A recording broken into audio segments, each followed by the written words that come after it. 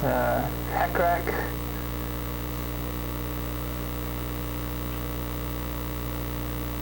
Training, combat edition.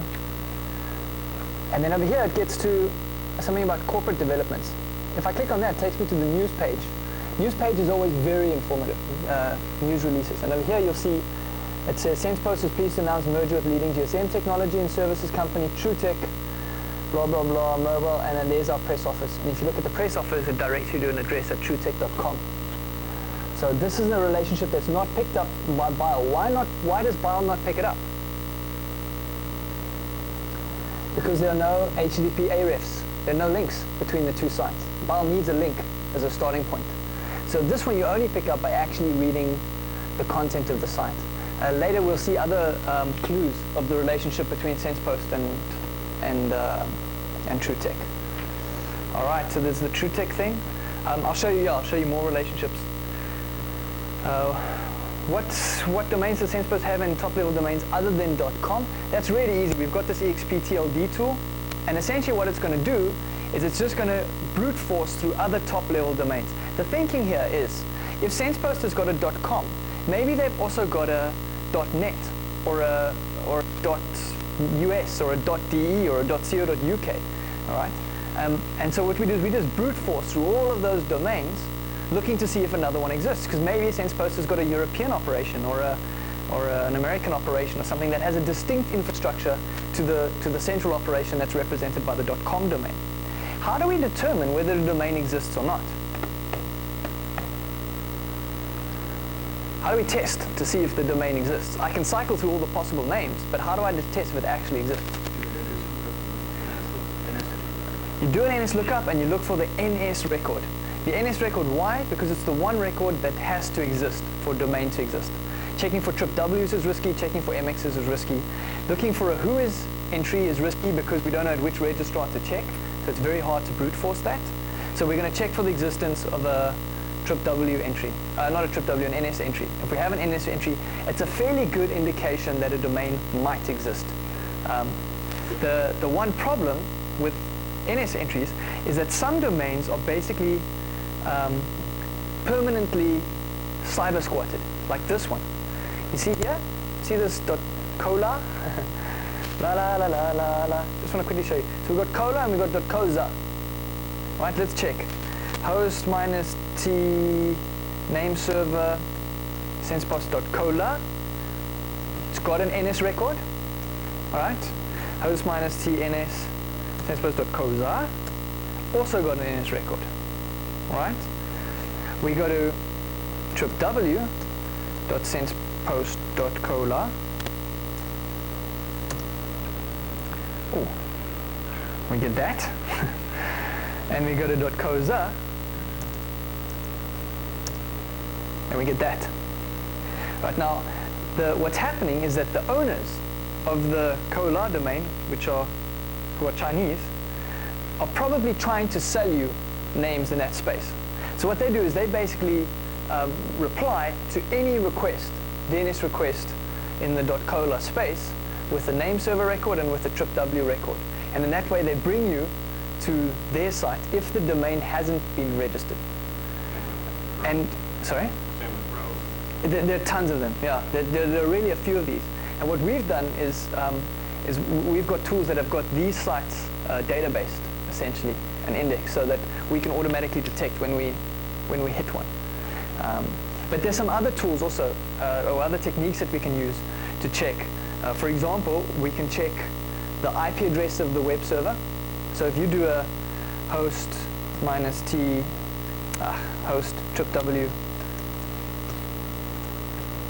oh man, sensepost.coza, and you do it sensepost.com, you see they have the same web server. Pretty good clue that the sites are related. If you look at the MX records,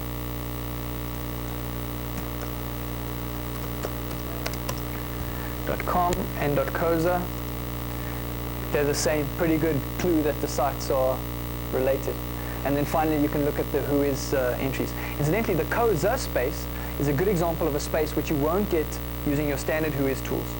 So if you go whois sensepost.co.za, it doesn't find it, but it does direct you to this address, which is the website address of the South African, oh man,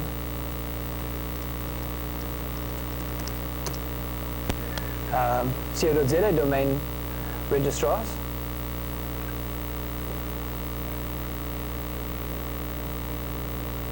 And they've also got a little Who Is tool. I can pop Sensepost in there.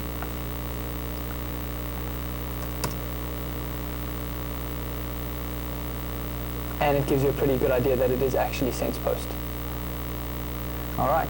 So once we find additional domains and other top-level domains by using this expansion tool, by using something like XPTLD, right? And it's going to give us a whole lot of data, a lot of which is going to be junk because of this whole squatting thing. So to separate the junk stuff from the real stuff, we vet it, we verify it by checking the web server records, by checking the mail exchanger records, and by checking the Whois data. And in that way we can throw away the crud and we end up with stuff like .co.za. Some of you may have found .co.uk exists, and I think there's possibly a .net, I'm not sure.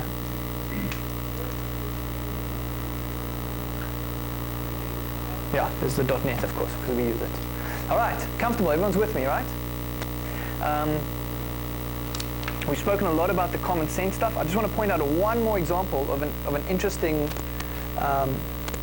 link. If I search through the Whois entry for sensepost.com,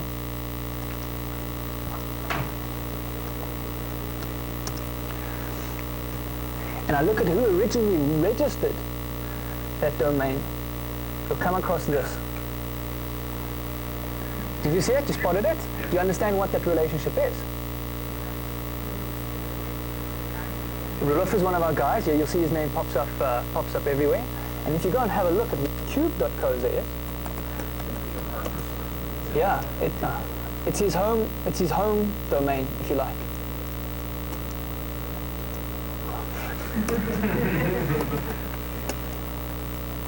I can't type, I swear, I'm just having a bad day. Yeah. All right, so there you go. It's the home of Tian and Rudolph since 1996. It's their home site, and they've got some pics up there and poems that he wrote and stuff like that. And we picked that up not through Bile, because Bile, there are no links between the sites, but by looking at the actual Whois entry. Why didn't Rudolph use a sensepost.com address when he registered sensepost.com? Because sensepost.com didn't exist at the time. So this is actually a very, it's common that you see this. You get links to other domains by looking at the Whois data. Alrighty. If you follow the Tian stuff, we'll go to TrueTech. And I'll get to later, but if you follow the Tian stuff, then you'll eventually get to TrueTech. Let me show you. If you look at the Whois information for TrueTech.com, remember we found TrueTech how? Through that mergers and acquisition entry we saw on the news site, right? Look at Tian and you'll see TrueTech is registered by a guy called Tian van Aert, who also uses an address at Cube. And so you see the plot to start to thicken. And it's amazing how much of these relationships you can start to understand by looking at this information. Okay. Right. So what I'm going to do now is, without further ado, we're going to jump right into fact sheets 4 and 5 together.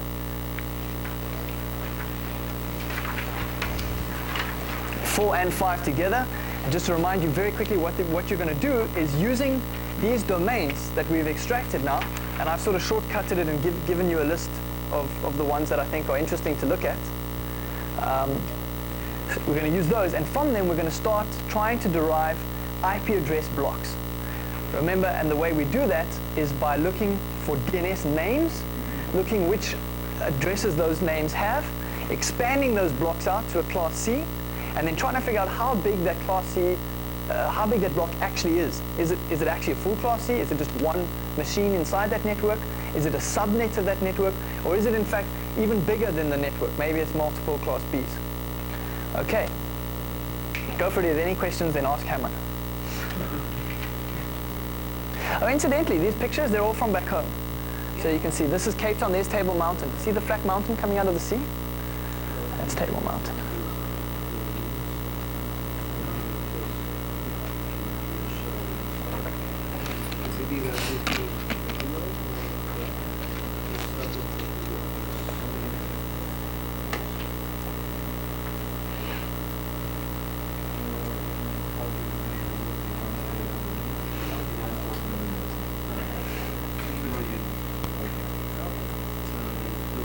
be I fun. downloaded it from the website.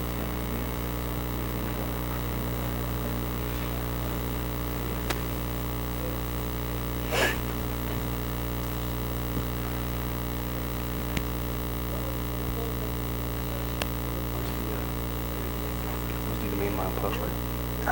It should be in Prac 4. Tools Prac 4. Oh, tools, okay. Yeah, Tools Prac 4. Yeah. The domain mine script is in Tools Prac 4 on the web server. Can you see what it says currently in the server address? I'm sorry. It's inside the pull script. You need to just check it out. But it's not correct inside the script? I think it wasn't, and that's why I put that in there. So maybe just check it out. Is that right? Yeah, that's right.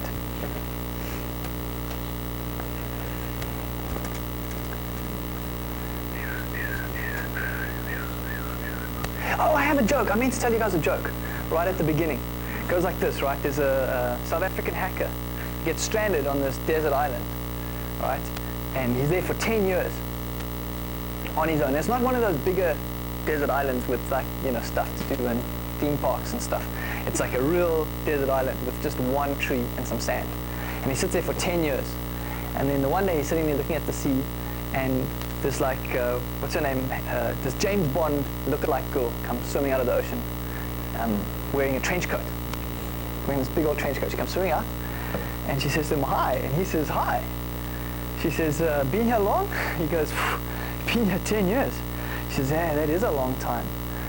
She says, so you must be thirsty, right? And the guy goes, yeah, I'm very thirsty. And she whips this bottle of Valpre or something out of a trench coat. She goes, here. Oh man, the guy drinks it down and he's so happy. And she goes, you must be hungry, right? And I goes, oh, I'm so hungry. And she reaches into the trench coat and she whips out this big Burger King burger or something, and he guaps it. I said, oh, that is so good. And so she carries on asking all these questions, and for everything he says, she just whips something out of a trench coat. And she says, after a while, he's like eating and he's drunk and he's sitting there generally looking very happy. She says to him, so 10 years. She says, you must get lonely in 10 years. You must get bored. He goes, oh, I get very bored. And she slowly starts to unbutton her trench coat like this. So she says, you don't have any company for 10 years. He's like, no, I don't have any company. She says, no one to talk to. He says, no one to talk to. He says, no one to, bond with. She says, how do you keep yourself busy for 10 years? He goes, oh my God, you don't have a computer in there, do you?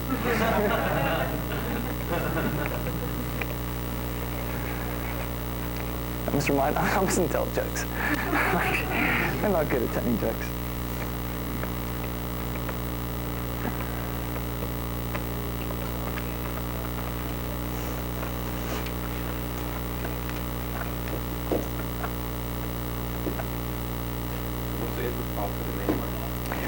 The input file should be, I think it doesn't take an input file. Yeah. Does it? Then it should be a list of those domains. But I think Herman made me change it. Did you make me change it, Herman?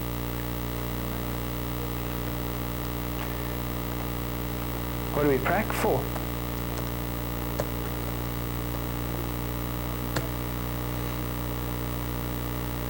No, I think you didn't show the usage. I just changed the usage shows sometimes. But it just sort of try to run without any files. Yeah, and it does need a file. It needs a file of all the domains that you want to mine. So in this case, you're going to create a file containing these 4 or 5 domains, put them in one after another, and then you're going to pass that file to the script as a parameter. So it's going to go through each one of them. And then what domain mine does, is it puts its output out in 2 forms. Firstly, it puts it in machine-readable format to the screen, so you can look at it. In human-readable format to the screen, and then in machine-parsable format to 2 files. Right, the first file containing most of the information about that domain, and the second file containing the MX records for that domain, for those domains. So it says the top runners, you Yes, sir. The IP address is 252.100. I think in this case it's actually right, yeah. Just because sometimes the network changes and then the IP address is different, but in this case it's correct.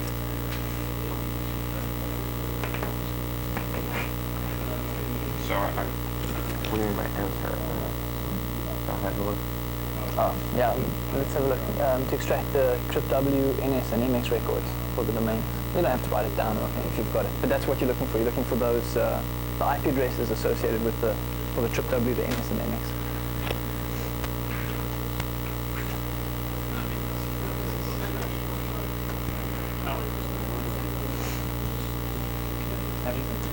Yeah.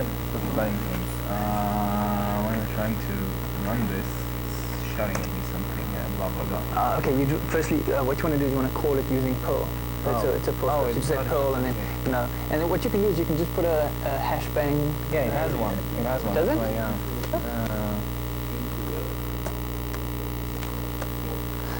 You know what? It's the wrong path. It just needs to be right at the top of the file. Yeah. And then it'll work. Ja, men det är fan. Nej. You can find 100% sucks. Take you about 2 minutes in the right direction. 2 seconds. But you can do it for next time.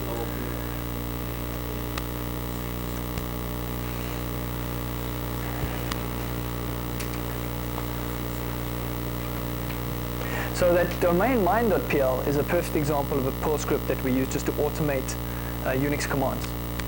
Right? In essence, what you're doing is just doing a whole bunch of host minus t this, host minus t that, over and over and over again. So instead of doing it by hand, you just use a Perl script that does it.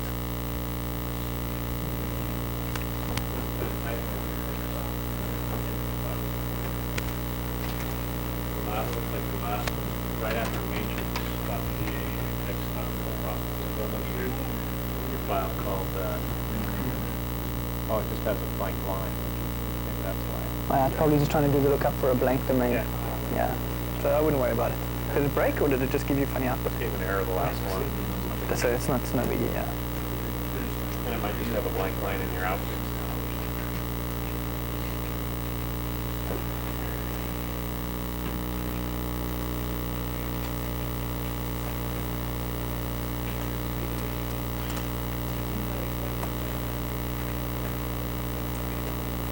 What happened there? Can I quickly just see your input file, your domain file? Yeah.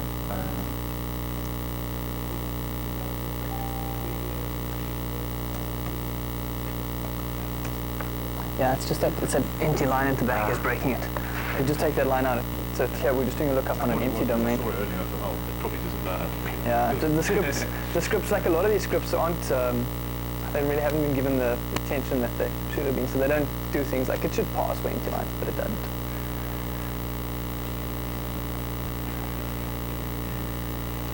Hammer, did we give anyone any money yet? No. We should.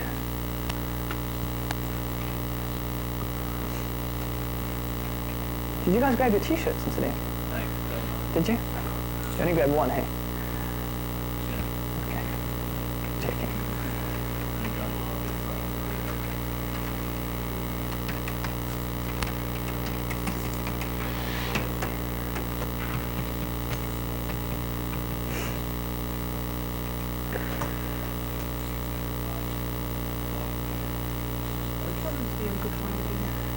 The input file you have to create. It's going to contain all these domains, and then it's going to just cycle through each of them and do the tests for each domain. Yeah. So how we would work typically is I'd work and just pull domains into that file as I'm working. Yeah, save them, and then when I think I've got all the domains, then I call this and let it just do all the DNS stuff for me.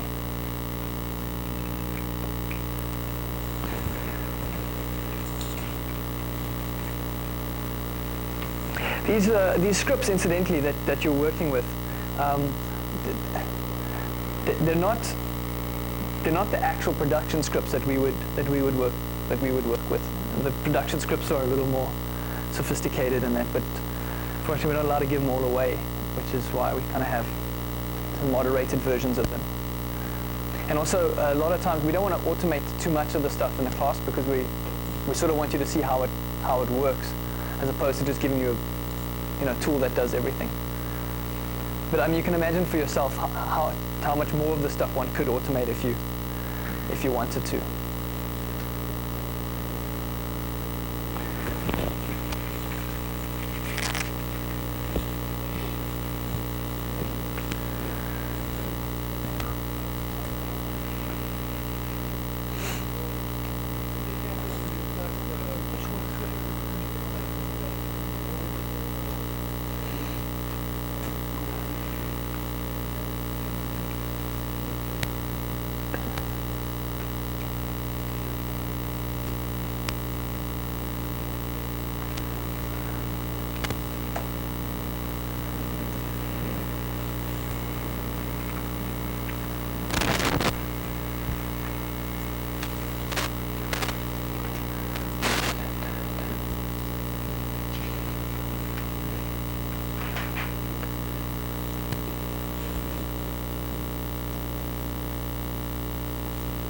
We should all go to the beach.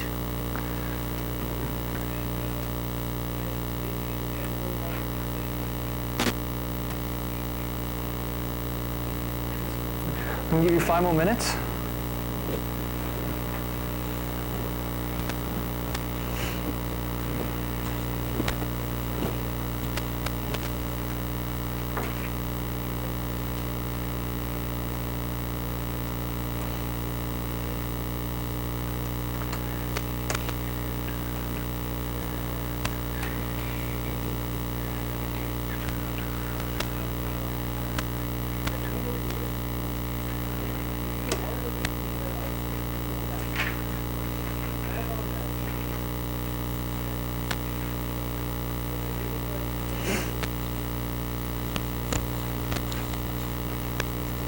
You know the answer?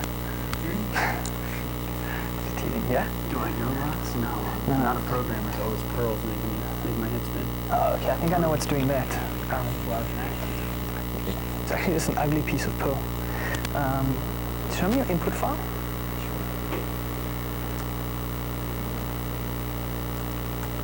It's that line at the end there. Essentially what it's doing is it's calling the host command, and it's passing it that domain, which is empty. And the host is coming back with an error and saying, hang on, your lines, there's no host, there's no domain. So you just need to drop that last line. You could put in a single line of Perl, which would fix that problem. Fix it out.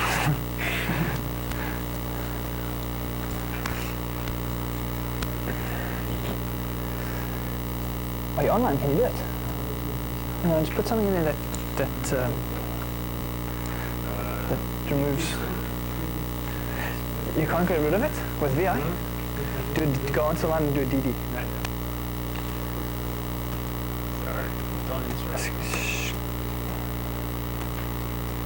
Voila. Voila, as we like to say.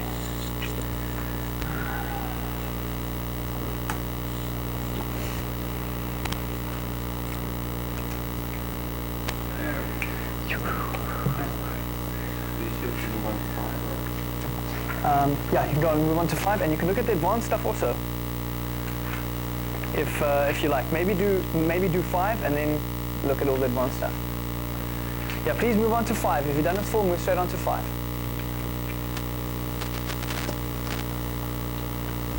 Sorry, you want us to move on to 5 now? Yes, as soon as you're ready.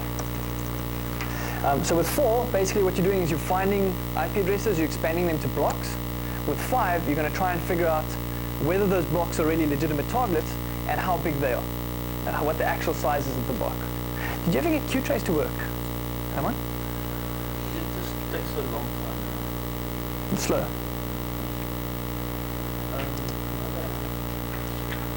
Might be better now. Yeah, maybe still making it all.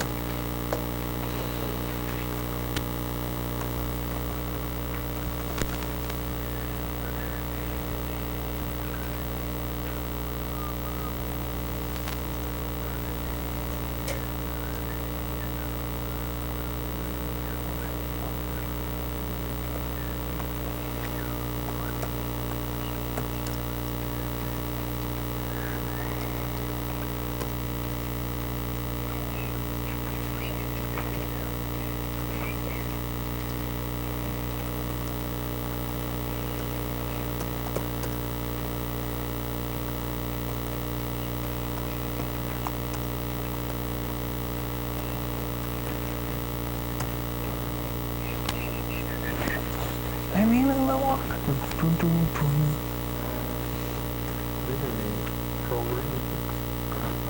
Right, and you're looking for the tools? It's some tools.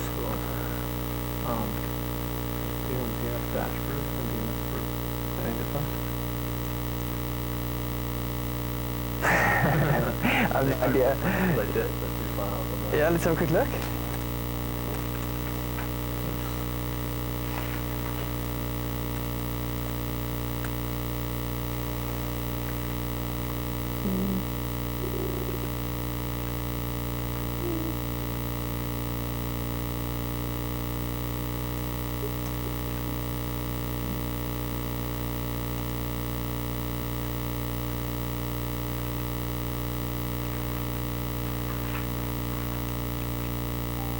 The one you want is probably this one. So you're sending the diff again? It's the first one with the whole fuse. This one. This one? Okay, So what's that? It's going to be the first one. First one, I think. Yeah, it's minus boot. Yeah. Okay. Let me just make sure. Go ahead with that one in the meantime. But I'm pretty sure that's going to be it.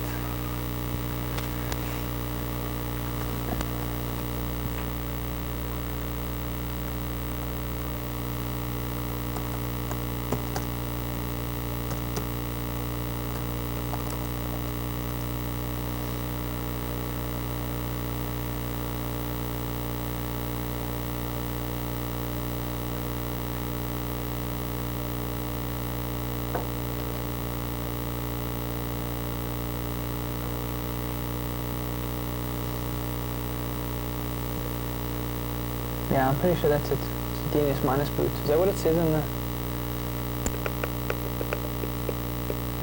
Yeah. DNS dash boot. Okay.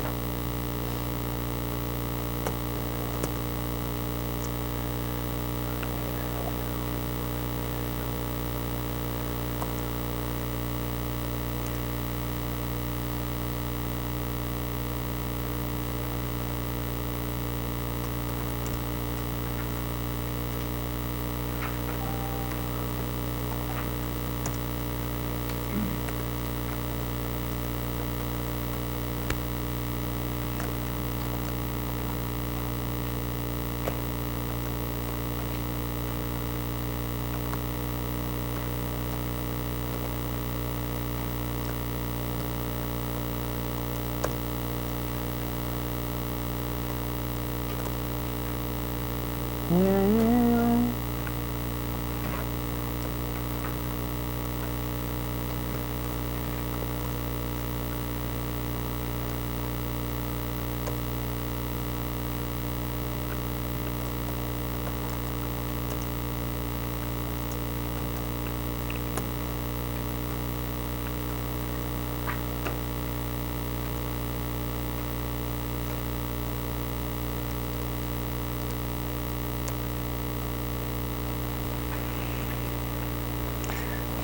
How much did you break this now?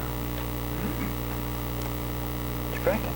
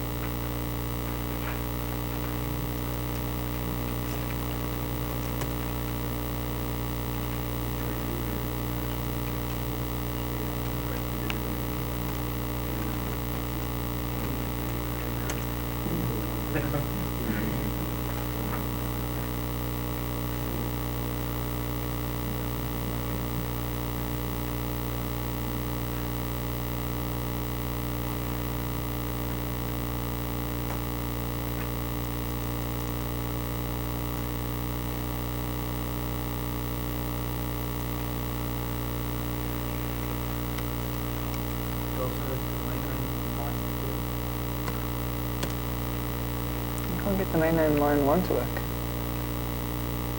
Ah.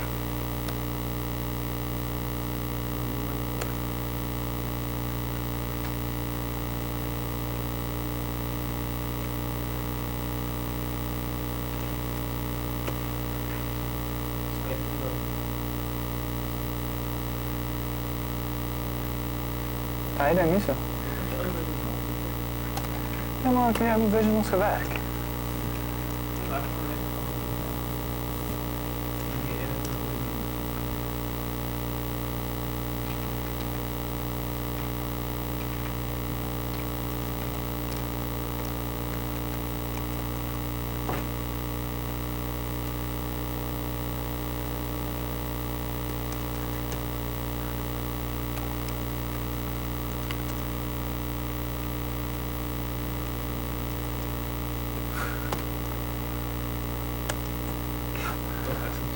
What has he done?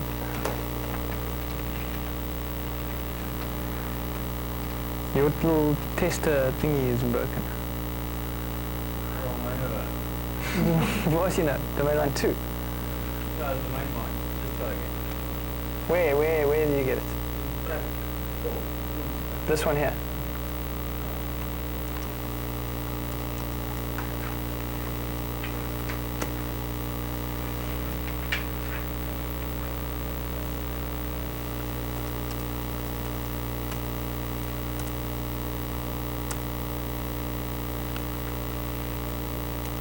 Ah.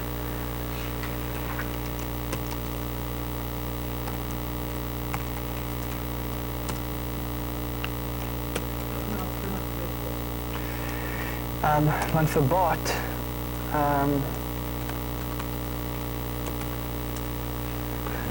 For bot trek in verschillende tables in, ja.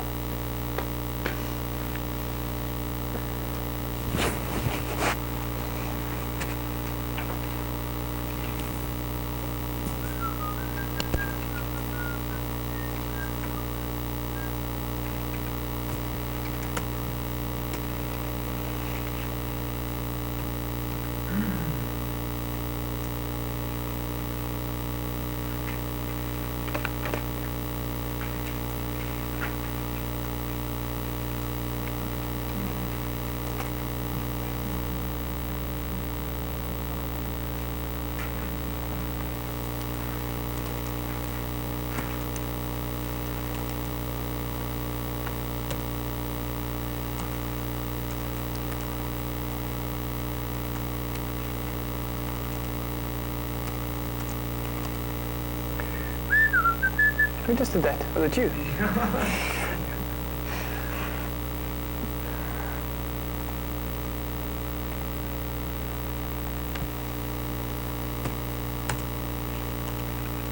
Oh, dude. Thing is so stuck in my head now.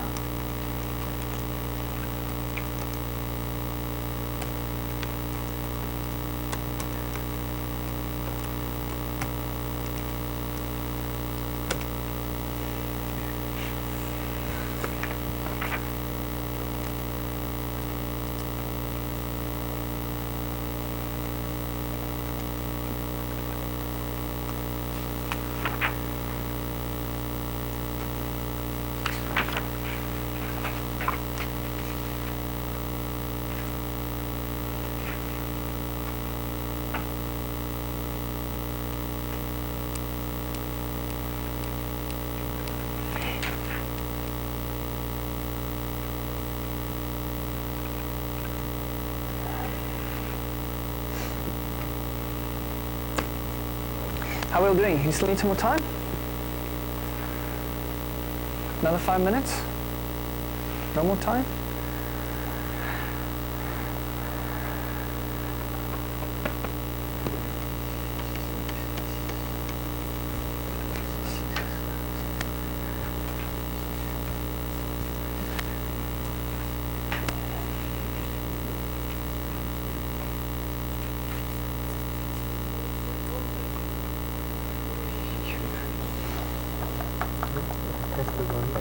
Yeah. Uh-huh. Yeah, so that's perfectly fine. A name server may refuse its zone transfer. Many of them do. So in fact, more and more, most domain servers do refuse it. So if you find one that works, like this one, it's more the exception than the rule.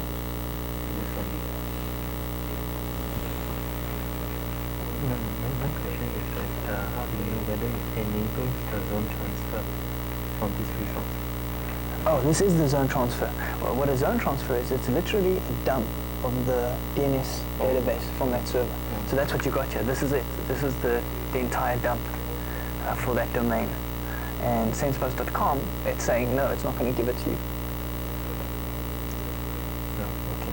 Yeah, so that is it. That's what you're looking for. That there exactly.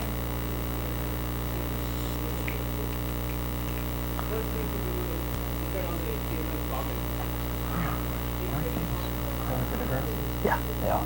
The Sensepost. What we do is we're actually intercepting all your queries as they go out to the internet, and we've got a test network set up here, and so some of them will redirect to our test network. So yeah, the private nets. You'll see this net here becomes our target network. So this is really on the internet, and this is here. We're going to end up attacking this space, and of course we can't have you attacking the internet, so we. So yeah, it is private. So it's a little artificial because you wouldn't really see that in the real world. So if this is a thing all over here, it's not relevant, let's say go to Office 3 and include these private ones right here. Include everything that you think might be a target, yeah. And for this exercise, include the target, the private ones also. Okay. On the internet, of course, you could discard them. Some people do have private addresses in their public DNS though. By accident, or I think without knowing, and so you're able to sometimes get an idea of what's on the inside from their DNS. So, I don't know how much it helps you, but Yeah. you do sometimes get it. Yes. So I'm stuck on that one. I found the address. Right. I found the address, so I didn't find it instead. Right, so I know it if I go to the web part of it, it's not showing anything. I know that it is associated though with the domain. I know there's an entry somewhere on one of the DNS server. Okay. Well, you basically solved it. What we're saying with this is, if you go to www.sensepost.com with your browser, Yeah. you get a Sensepost site. Yeah. You go to the IP address, you get a different site, and essentially what that says to you is that the site is hosted. So, depending a little bit on what your objectives are, if you just were out to cause the guy's damage, you would consider going for the site because you might be able to deface it. If you wanted to go for the private network, you'd probably ignore the site because basically they're just renting space somewhere, and hacking the server is just going to be a waste of your energy because you'll end up on some ISP site, on some ISP server somewhere else, and not anywhere closer to where you actually want to be. And the trick is just to look at both the name and the IP address because you get different responses from the web server. Yeah. Yeah. Not completely pointless though, because if you can enable the ISP, then and put something on it, then you can see who's coming in to updating the web pages. Yeah, it's not pointless. It's not pointless at all. And what we would typically do is we would take a scenario like that, flag that address as a target, but exclude the network. Say, well, the network's not theirs, but let's keep an eye on this server because who knows? And defacing their website, I mean, that's a serious problem for them. You know, nobody wants that. So sure, you wouldn't exclude it completely, but you just sort of put it into different category. Remember, at this stage, what we're really trying to do is trying to understand the nature of those networks. So is it their network or not? And so that sort of tells you, no, it's probably not. Which doesn't mean you won't attack the site later. You can still. So far, what we've been doing is all been network oriented, but so like Rolf, is he not a target? Email addresses themselves. As people. Yes. Do you mean? Because like the way Microsoft was reportedly hacked it was somebody who from home they got in. So wouldn't the same scenario? Yes, definitely. And we would we haven't done it in this exercise because we're limited with time. But I would take that cube domain and totally consider it one of my targets, and I would enumerate that domain and search all those IPs and consider them targets. Absolutely. And you wouldn't be far off because as it happens, Rudolph's network does have a link to our network. So yeah, it would definitely be legitimate. If you've got a really tough firewall in the front, you've got to go. Yeah, you're gonna find another way around. And incidentally, between me and the 100 people sitting here, if you wanted to get into Sensepost, the thing that keeps me up at night has to do with the way that cube thing and us hangs together. That's probably the weakest link in reality. That's how it is. So yeah, definitely. impression? All your common names. Yeah. We're user friendly. We like to be user Let friendly. me guess. Big red, is that some type of, what the hell was that? I was wondering if that's some type of, Nice. that's always nice. Yeah, Those temp are is good. always good, yeah. Incidentally, there's an exercise, the advanced prac. Yeah, this advanced prac is a capture the flag prac. So using this information, essentially what you're looking at now, there's a way to take the sensepost.com website. And if you can find it, then we'll give you $1,000. $1,000. I'm just saying, for the advanced prac on prac 5, advanced prac number 1 on prac 5 says that using the information that you've gathered from these two pracs, specifically the reverse DNS information, there's a way that you can compromise the sensepost.com website. And if you can find it, we'll pay you $1,000. No, website. But for that, I need to put my SIM into the phone.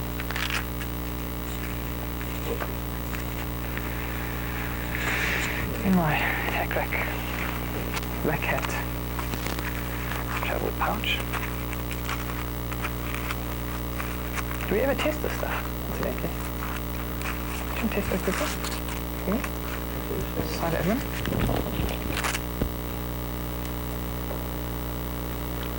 What you gonna do? What you gonna... Hang on. I'm gonna come for you.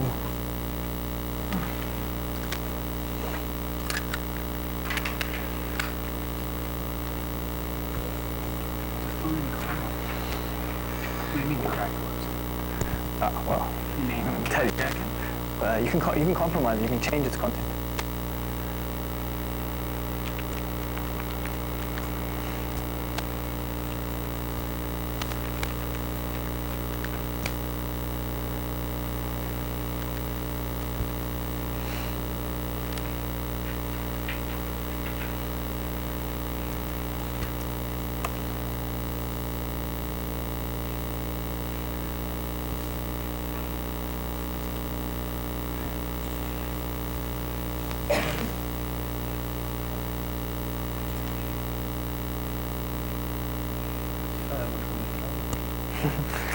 Fair to the Bentonaba today. Oh, something just went on.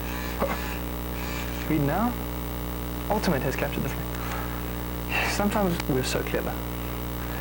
Okay, so if you capture the flag for this exercise, my phone will tell me. You have it? No, I didn't.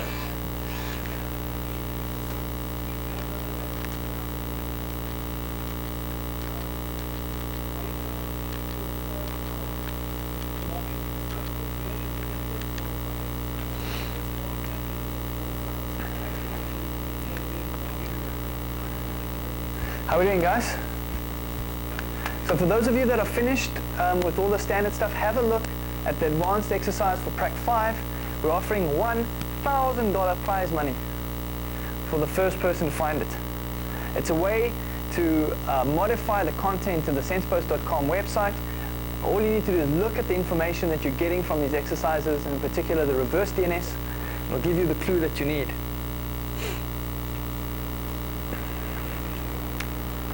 What is the username and password? Admin. You say that was a website? Or It's the Sensepost. the www stuff?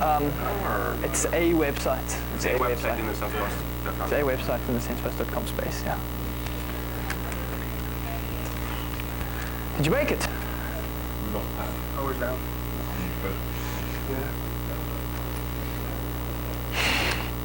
You got all of them? Battery over here. They've all lost package. Oh, I know. Missing well, so I got out. Oh, it just came on again. Someone's pushing buttons over here. Roll back. Guys, I asked you nicely not to break anything, huh? Huh? Come on. Be polite. Someone's close.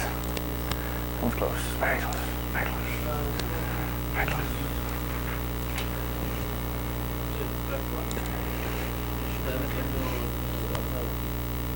What you gonna do? What you gonna do when they come for you? What you gonna do? What you gonna do when they come for you?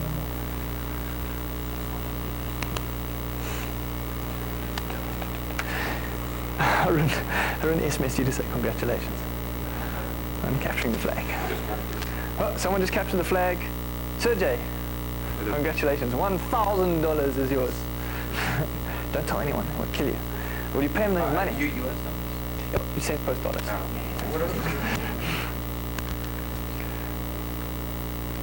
Did someone else get it?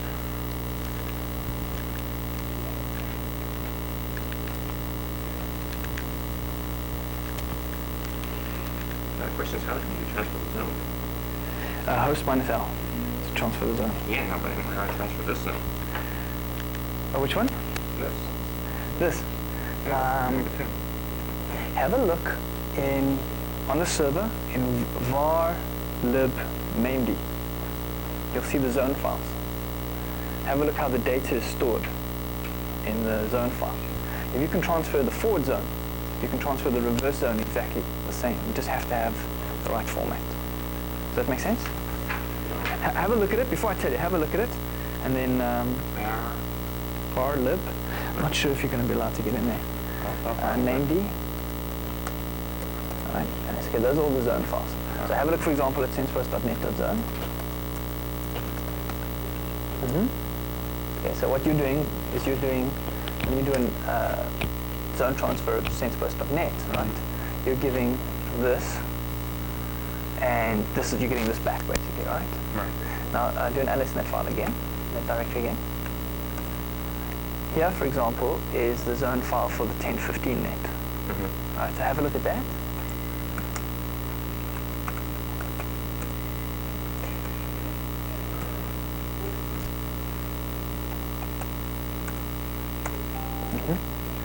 So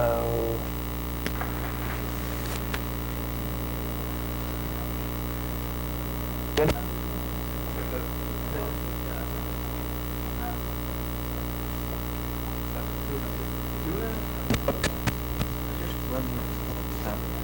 Script, I cannot find it. I mean, all I'm getting is these sensepost.coms.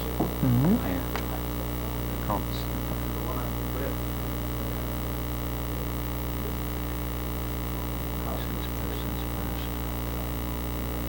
The idea is to find something there that looks different. No, not really different, which looks something that It's just saying that on new domain that arises. oh, is that where you are?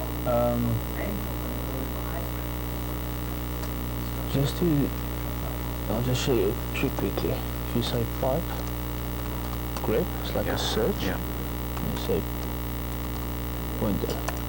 Okay, it'll just sort of format it nicely. Oh, I see, right. So, fine, it's giving much better information. No, Okay. it just sort of formatted a bit. Okay. So, So now we're getting this true text. yeah, so that's another domain. That's what we meant. Configure. Like that. Okay, let me explain to everyone what a zone transfer is. In DNS, you have redundancy, right, between primary and secondary DNS servers. And from the outside, you can't really see who the primary and who the secondary is. But between them, they have a relationship that defines who's primary and who's secondary. So when you update DNS, you change it on one server, and the secondary, the lower ranking DNS servers, want to be able to get those updates also. And they do that using a zone transfer.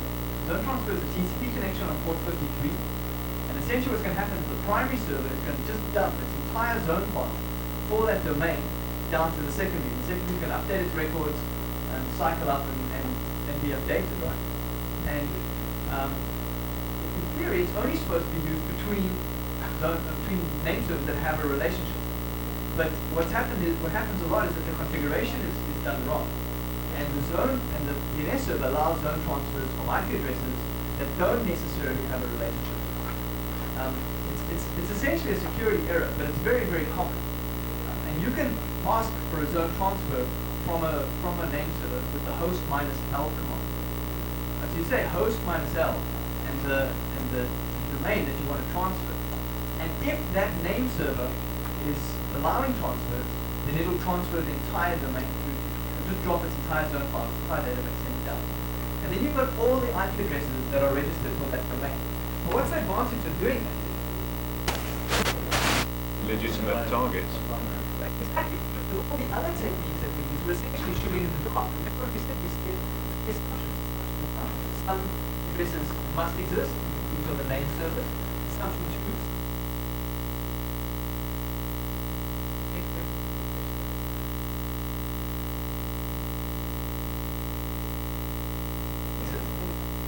DNS, whatever.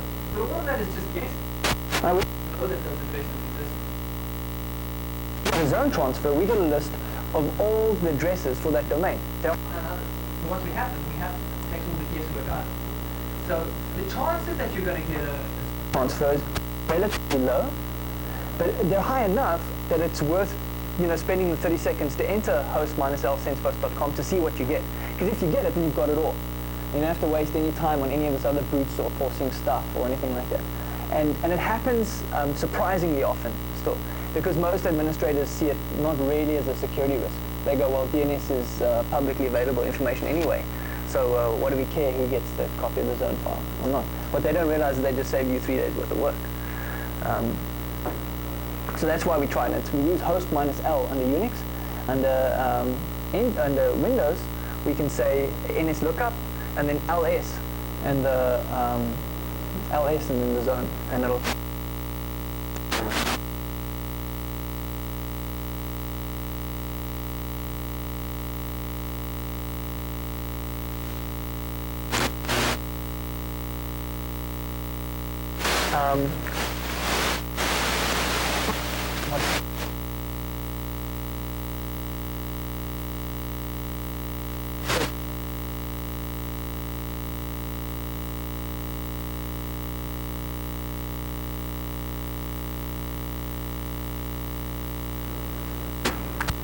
Is that on?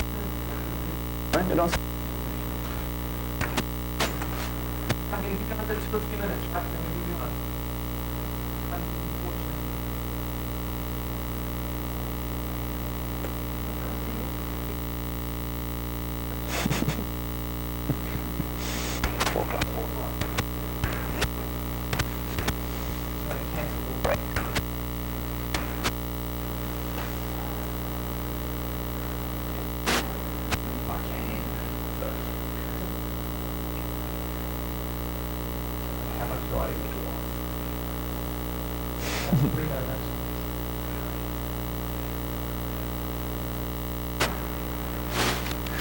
My office where it's complete. Yeah.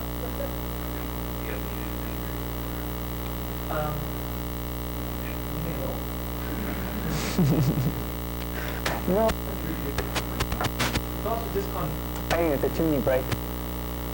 And we're permanently having breaks. Bathroom, can we cancel? Yeah. We just.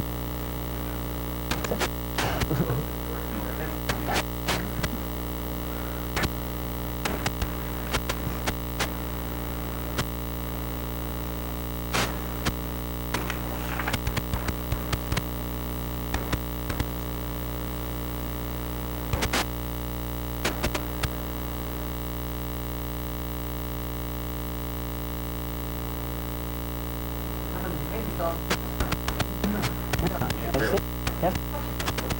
Don't watch him. Trying to cheat him out of his money. He will. Hard and cash. Cash.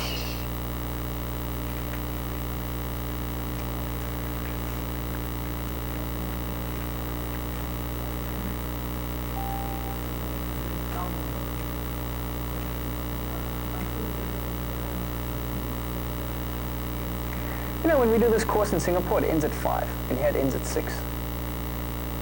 This is why America is such a great country. You guys work an extra hour every day. Yes, all those tea breaks. All right, let's have a look at some of those answers together. While Hammond's paying over the money, let's have a look at some of those answers. Okay, so again, we've got it all domains. We're trying to find IP addresses, which we're going to expand into networks, right? So, what I did is I created a file. This is question 1 now on fact sheet 4. I created a file called DOMS, in which I put all the domains that I'm looking at. Now remember, I got the domain from the previous phase by running that bile stuff, by searching the net, by applying my own logic, using Google, using Whois, doing all the domain that I had a strong relationship, whether it be a partner or a service provider or whatever. I would get these for whatever. I've decided that one is interesting, and I'm going to use domain mine to extract to extract some IP addresses from them. Now, what domain mine is going to do is it's really going to just look at those two categories: the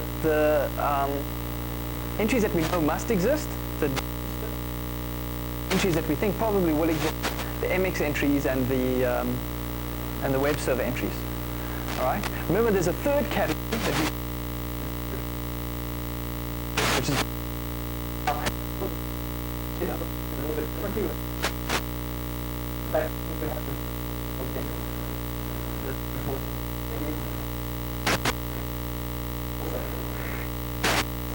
going to domain.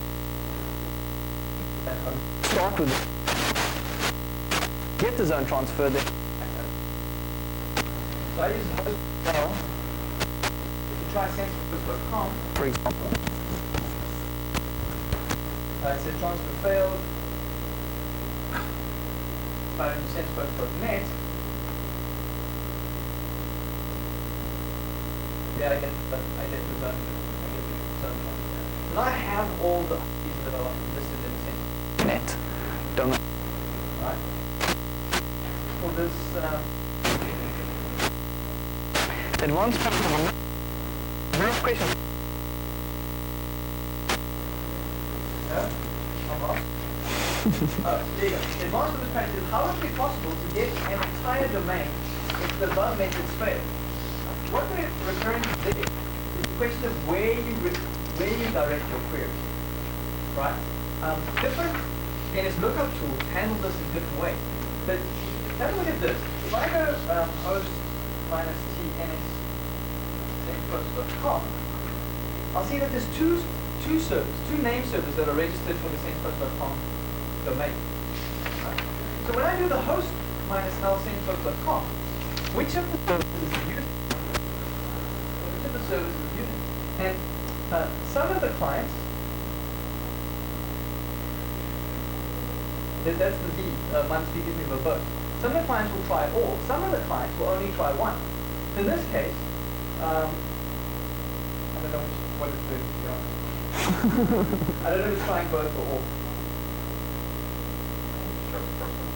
Just try to do it for fact, or? I'm guessing because when I tried it off the second server, it just didn't work at all. Okay.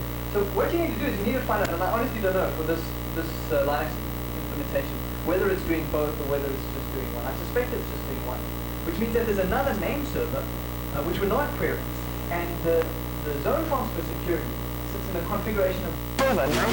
The domain.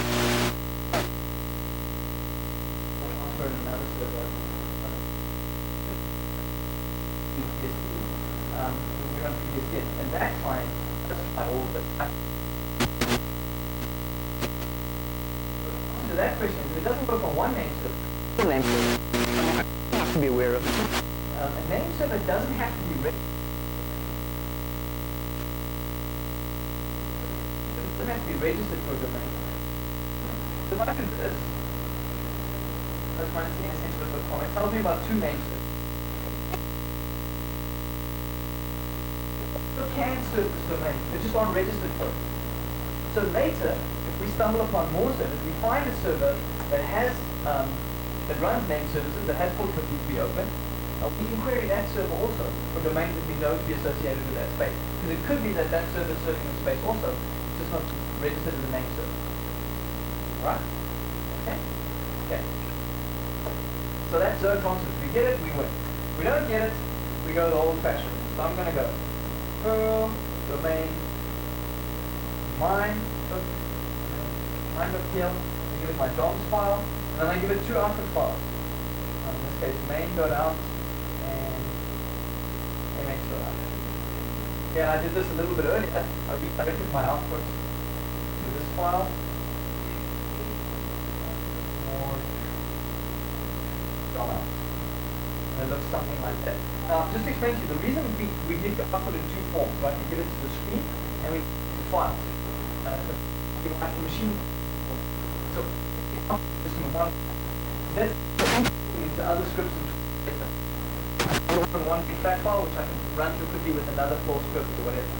I really want to nice it human readable format. Okay, so here we see the human readable, the way to put the name servers and anything for each of those domains. And very quickly we start to see very strong Sensepost.com and Sensepost.co.uk. Incidentally, notice the differences of Sensepost.com's web services here. The network we want to look at. Let's see the UK's web server. That's another space we want. This is the same place. Now look at this. We've got an MX record for these sitting here and a completely different. And so that's another space that we're going to look at. Sensepost.net. Somebody asked me about a question. They said, is this not and the answer is, yeah, it's the address that we use in this class. You wouldn't see this, but for this class it's so the Sensepost.net domain is handled here in this environment locally. Content is sitting somewhere completely different, but if we previously determined that the content.net domain was a valid target, then these IP address spaces are valid targets for us also. Okay, they may be located differently. That's what we're looking for. Alright. It doesn't have to be in the same place.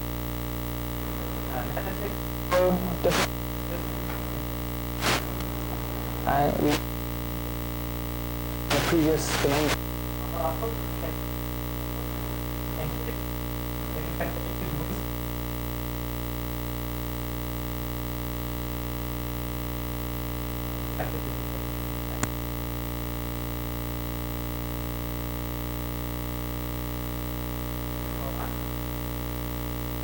I've got a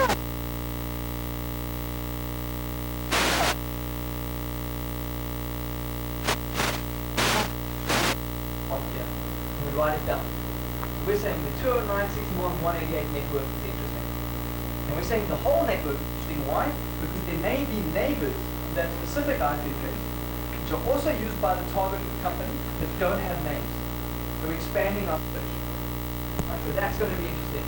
There's 196.30.67 is going to be interesting. 196.71. Here's 196.30.67 again. 1241. This space here might. There's 196.32.41 again. We can make a list of all these class C's as we find them. All right.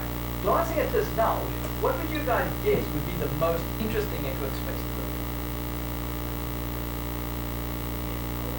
Which of this would be the most interesting network space to look at? We just look at this output that we have here.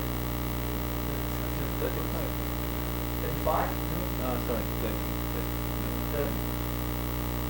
This one. Why would I say that one? Why would you say that's the most interesting space? There's no more place. It's probably the connection between all of them. Yeah, it looks like the next box, doesn't it? It looks like it comes up a few times from all the different domains. We found multiple entries there already. That's the one we just sort of did to sheer volume. That's where the name service is. There's a name service sitting there, and almost more importantly, it's where the primary MX is. Yeah, the MX priority is high. With the lowest priority. Now, if you look at the MX record over here, you'll see there's a 10 and a 20. That's the priority. The priority dictates to which address the mail should be delivered first. Right? Now, mail is interesting to us. Why? Why MX record is interesting? You talking about earlier? Yes. Well, yes, and there's another reason. Those kind of mail servers in their DMZ in those companies. Exactly. Or if you look at the primary services, you get the main service you can get is web, DNS, and mail. Right? Web, 9 times out of 10 is going to be hosted. You'll see in the Sensepost case it is hosted itself. DNS, 9.5 times out of 10 is going to be hosted. is mail is very seldom hosted. Why? Because it has to go where the people do. Right? Mail has to go where the people are. So you can put your website offsite and you can put your name server offsite, but you have to have a mail server somewhere where the people are. Right? So if you want to know where the core is, the inside of the network, have a look where the mail is going. And hosted mail is expensive, probably. Sorry? Hosted mail at an ISP is expensive, you know, so why do it? Look, too much volume. No. So we look at mail exchange agreements gives us a good key. Incidentally, on this note, is it possible that their mail exchange, their primary and their secondary mail exchanges are hosted? Yes. How is it possible? People are not paying money. Exactly. People are not paying service providers to receive their mail for them. Typically what happens is those service providers then strip out the spam, strip out the forms, strip out all the attachments, do the virus scan, all of that off-site, and then forward the mail onto the company. Nicely clean, save the bandwidth, save the time. It's a very nice way to do it. Highly recommend. The challenge to the hacker there, that your web server is hosted, your name server is hosted, and your exchange sits in one of these companies. How are you going to find out what you're going to hack? I can none of this stuff is anywhere near the corporate side. And one technique that is the technique that I worked on this morning, which is the mail. What I do is I write a mail to someone at that domain, like this exists. Nobody is that And its way all the way to the actual mail server, where their users are configured, their exchange server or their Bluewire server or whatever the case may be. And the mail server can say, hang on, I don't have a mailbox for this user, and it sends you back a reply saying, I'm sorry, that user does not exist. And as the mail comes back, the path that mail is the path to that server is recorded in the SMTP header. Try it out. I don't want to do this fast. We have to set up mail. And if you have webmail, try it out. And you can actually see the path right out to two different domains. Not all of them are going to work. But some of them will. You can very nicely see the path in and the path out. So using a mail bounce, even if the mail exchanger is hosted, you can very often find the path one way in. Yeah, I did an assessment for a company and everything was hosted at the ISP. So the only way I could find out what their name, what their IP address was to send the guy a mail with a link to our website, you know, with something intriguing there, and checking through the logs, you know, when he browsed there, I got the IP from there. That was the only way, because the mail record came back very nicely and all of that, you know, same path, and so they just had some dial-up ISDN line or something. Alright, so from this we found a whole lot of pieces. We would first of the two assumptions. Name servers, MX, the next one, which is essentially the brute force. But the list names.txt, which is about 160 common names. We're going to cycle through them and see if anything else pops up. I did that already a little bit earlier, and what I got was looked like that. You can see that all the names let's try, and every now and again one pops up. So FTP pops out over there, and that's in that same space, 196.30.67. Gateway pops out, that's in a new space, 10.15.10, which we also saw incidentally with Sensepost.net. There's another 10.15.10 PDC, that's an interesting one. Probably it's a PDC. And my hacker instinct tells me that. There's a server, there's another space we can have, 10.21.10, a whole new block that we can look at. Because probably we knew already, and that's all we got. Alright, so that's a DNS brute force. Basically just guessing at names in the hope that some IP addresses are going to pop up. Right. To find these addresses, we essentially log off the last octet and record the class C, and those are going to become our targets as we move into the next section. Questions? Alright, fraction 5, verification. What we did in fraction 5 was verify this. We say if we've got all these class C's, we want to answer two questions. One, are targets with class C? And two, are they really class C's, or are they maybe smaller, or possibly even bigger in the network class? The first tool we can use is who is. So for example, we can say who is 196.30.67.1. Comes back and it tells us it's a Unet registered address. And from this we see that Unet owns about half of the internet. So it doesn't really help us in that particular scenario. But this scenario, this one. This is our trip W server. 209.61.188. Very nicely is registered. Right. And they are hosting service provider. Right, so in this case, the root entry gives us a pretty good idea. It says that IP belongs to a hosting provider, right? You go to the website, check out what they do, and in fact, that's exactly the case. Sensepost.com said somewhere here in Washington had a hosting service provider. That network is not out. Right? Do this one also. 6.1.1.1. That belongs to the Department of Information Center. So we're not going to hack them today. We're going to just move right on. Alright, and so we see from who is that sometimes we get useful information, very often we don't. And I told you earlier that there's three different registries, white, Arab, and ethnic. White is sometimes we see good information, seldom. Right, then the other technique we can use is to do a reverse DNS walk. That's the tool that we wrote this morning, that rdns.pl.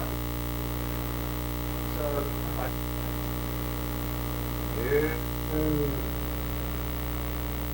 tools, track, stop and find.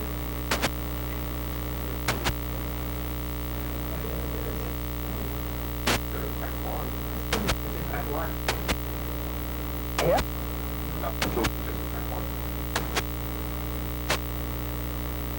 Yeah, I've got last one that I wrote.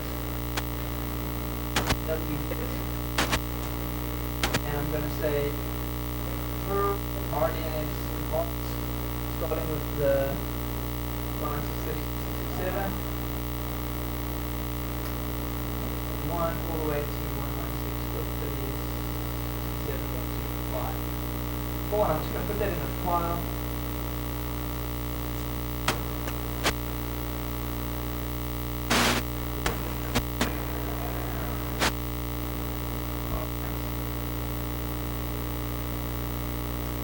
There's the output. Now, look from this up, how much we can learn about this network. The first thing we need to look at is the spread.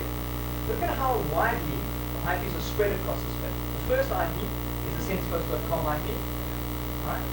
And the last IP, almost the last IP, is the Sensepost.com IP. That's a good indication that that entire class C is being used by Sensepost. Right? Right.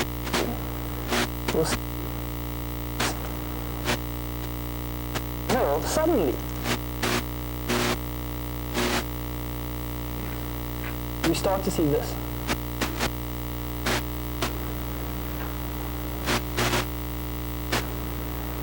Which is TrueTech.com, and we'll remember we saw TrueTech.com. The first was that corporate thing talking about a merger. We saw the TM link. Where Tian was the registered owner of TrueTech, Rudolph was the registered owner of Sensepost, and the two guys shared. They basically lived in a flat. So you can piece it all together. And now you're seeing very definitely at a technical level, you're seeing the TrueTech presence in the middle of the Sensepost network. And then what this looks like, very clearly, is a network. Right, and you can see it. Look at this like one, two. You can get this word, 1 to 8. Yeah. Would be 1 to 8, right? Perfectly segmented of 1 to 8. Let's count it here up. 1, 2, 3, 4, 5, 6, 7, 8, 9, 10, 11, 12, 13, 14, which is the maximum number of addresses we can have in a 16 block. One starts in a new block. So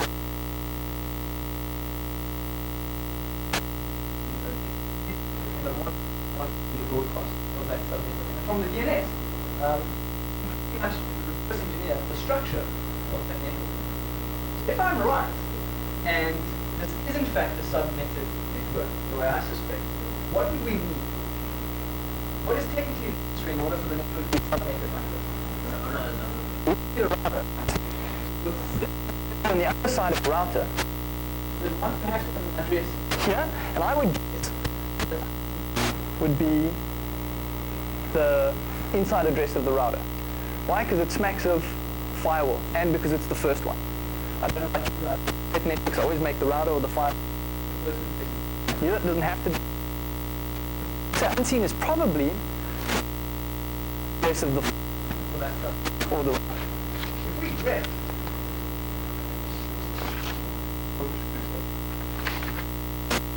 in that space, what is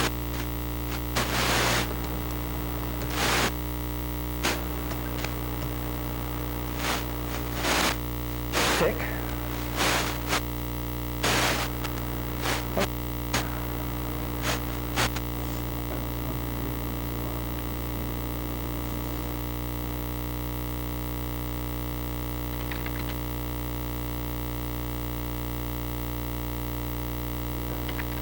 We see unseen.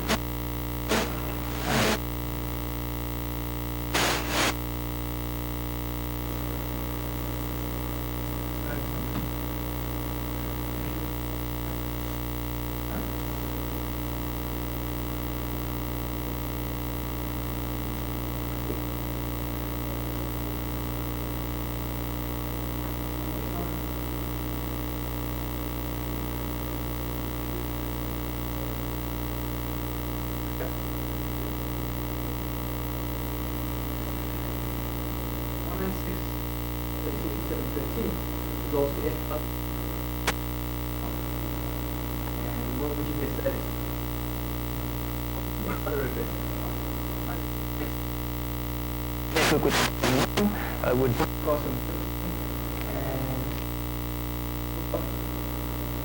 15. 13 is probably positive. 14, 13 is not. Okay, so from the DNS in this case, and I think this is the honest truth. A little bit later, then in the case that I can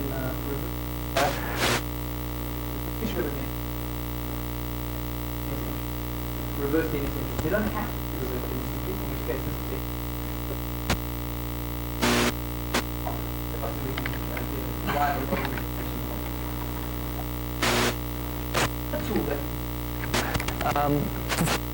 This kind of information for understanding the size of the network is called quick tracing. Quick trace. Don't you want to see if you can set a quick trace up, Hamon, that we can just show them? Quick tracing basically is a form of quick trace routing. And essentially the principle this something is segmented. Right? And I trace route to one segment and another IP address that's another segment in the trace route. provided it works, it's going to be different, right? It'll be different. So you're in one subnet, I trace route to you, I get one trace route to you. If it looks different, what does it tell?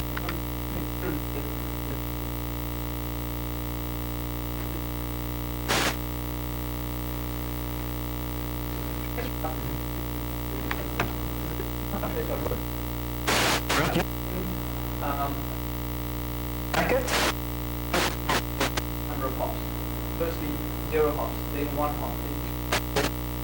And for every hop, I have to set out another packet. I wait for an ICTTL.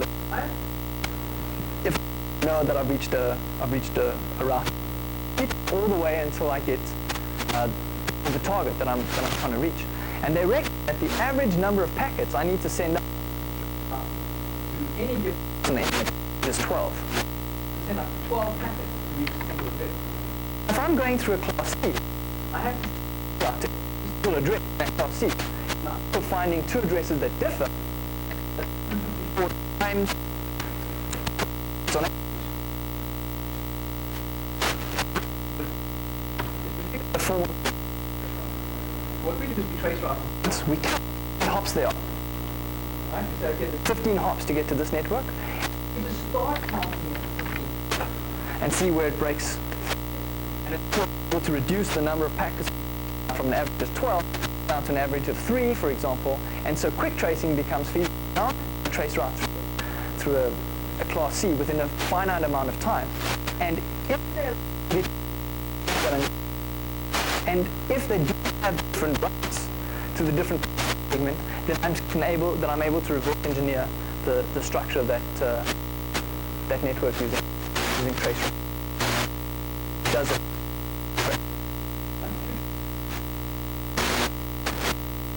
You guys understanding what it was DNS. Let me just show you one other example. If you do an RDNS, the space where the Sensepost network is, 209.1.254. I don't do typos. I don't. Come back. Third octet. 180. No, that couldn't have been me. Okay, let's have a look at this one. Rack space. Oh, and then suddenly we get all kinds of different stuff. Every IP is different. See that? All different. Ooh, look at that. And it pops out right there in the middle. And then suddenly all different again. This is a typical profile of a network at a hosting provider, right? At a hosted network. Every IP address is different. And here you can very clearly see what it is, because all the ones that haven't been assigned to customers, these are probably routers, maybe firewalls, or these are maybe web condensers, accelerators, and so it carries on. So again, you can understand the profile very often, very easily from reverse DNS, where it's allowed. Okay, which brings me on to the last question, second last question, which is to look at the Sensepost.com.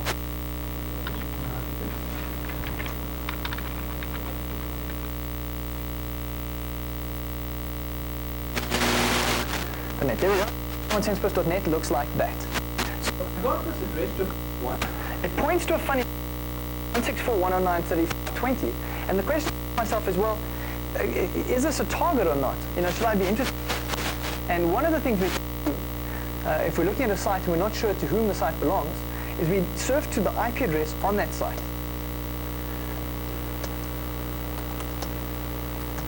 Like that. And in this case, I see that the IP address associated with the site on the IP address and the site associated with the name are different. Aren't you all with me? And that's a strong clue.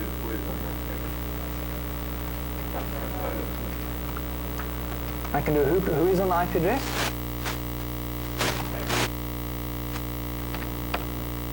Yeah, it comes out back as Digix, but that doesn't tell me a lot, because, and what are their services? Right? We're a hosting site. Oh, okay, yeah, you go then it's hosting site. All right, you got me. You got me. Digix, let's have a look. Hey, I don't do typos. Didn't I tell you already?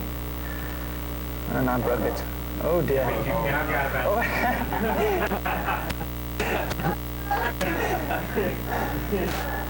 I give up.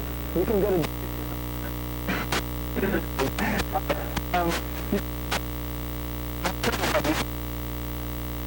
very often with information, the RDNS information, you start the site, you want to know the site or not.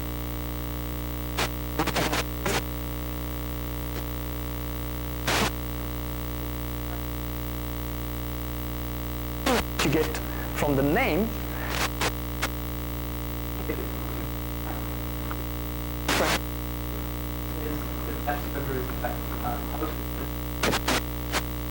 Two questions. how does the web server know I should serve if it's I look HP hosted? when you connect to the IP address and the same port. Same IP address, same port every time. You request the root, so you say get slash, right? And then you pass it to a host header. You say host colon and the name of the site that you're requesting. So the site, the web server, looks at the site that you're requesting, which pulls out of the host header, and says, oh, okay, he's asking for sensepost.com. And the sensepost.com directly gives you those pages. Or you could say, I want google.com or blackhat.com, in which case we'll go to google.com or blackhat.com directory and serve you that site. Then it's going to serve you the pages from the default. And that's one of the default pages to when we request a specific site, and that to that site. It's not hard and fast, but it's a pretty good indicator. Can you do it? Okay. If you're interested in seeing what Where was I? Hosting. That's hosting. Makes sense. Second question. A virtually hosted site. How do we decide if we Good question. What the hell is the point of attack? If it's virtually hosted, it probably doesn't belong to the company we're attacking at all. So is there any point in attacking it? Depends on what you're going for. It really depends on what your objectives are. If you're out to cause the guys grief, then yeah, attack it. Attack it, deface it. You can do all kinds of funny and nasty stuff with it. But if you're really out to get into the private network, oh, thank you. Oh, my phone, very well. Thank you. Service. Look at that. Must be a call for me. If you're really out to get into the private network, then probably you're not going to get a lot from attacking a virtually hosted site.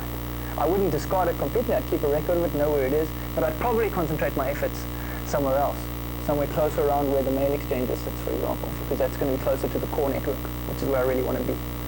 Okie dokie.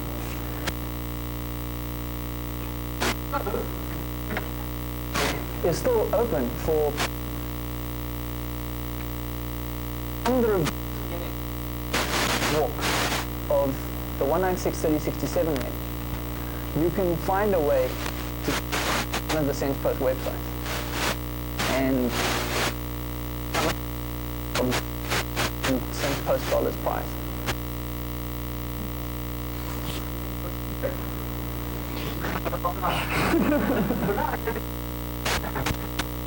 Right. Let's get today. You would have had it, but no, today. For you. On to the next part of our methodology. Here we end up with a list of or smaller or which we think are possible targets. What we want to do with the vitality phase is try to figure out which of those machines. One thing I just forgot to get to from the previous phase. Having determined that 196.30.6 we should go to 168 and using the same kind of neighbor thing. If they've got one, maybe they've got the other. In this case,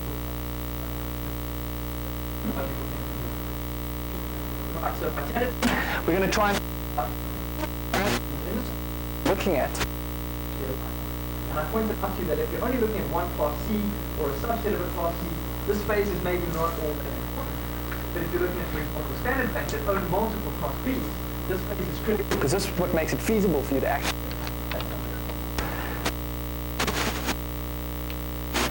So what we're trying to do is we're going to try and get some of the machine. We do that by saying boo and know that there's something there.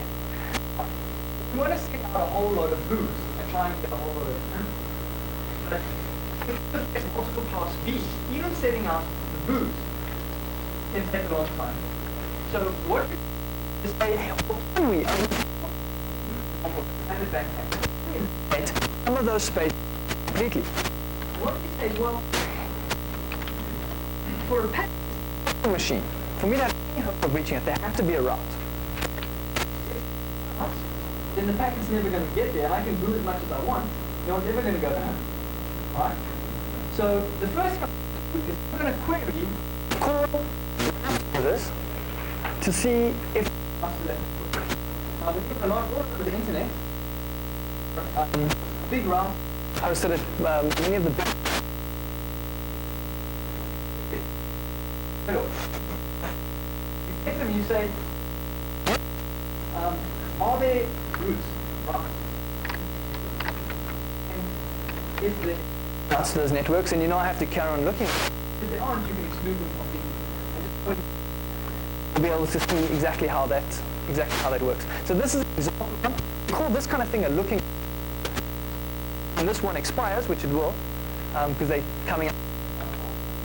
You look for a looking glass, you look for an IP route looking glass, and you get lists of these kinds of routers, which will show you whether routes exist in spaces or not. So if we can determine that routes don't exist, we can eliminate them.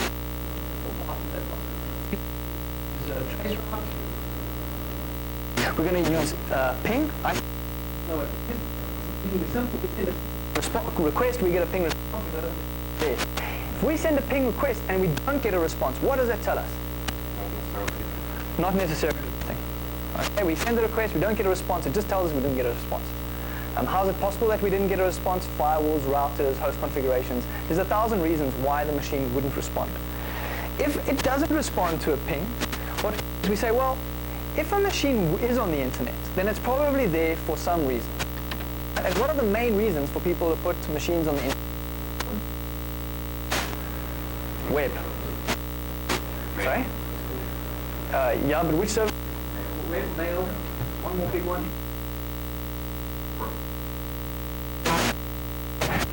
It'll be mail.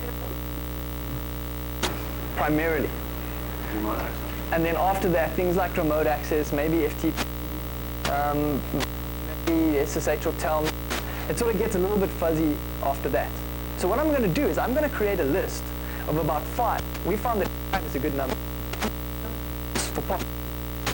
Typically 25 for mail, 53 for DNS, 80 for HTTP, and 443 for HTTPS. And then you can maybe throw another one in there if you think that the guys you're looking at are big, I don't know, whatever. Sorry? 1493. What's 1493? I see it. So, yeah, 1493 for Citrix, or whatever that you think, but those 4 are probably it. And each of those ports to one TCP SYN request. Response, meaning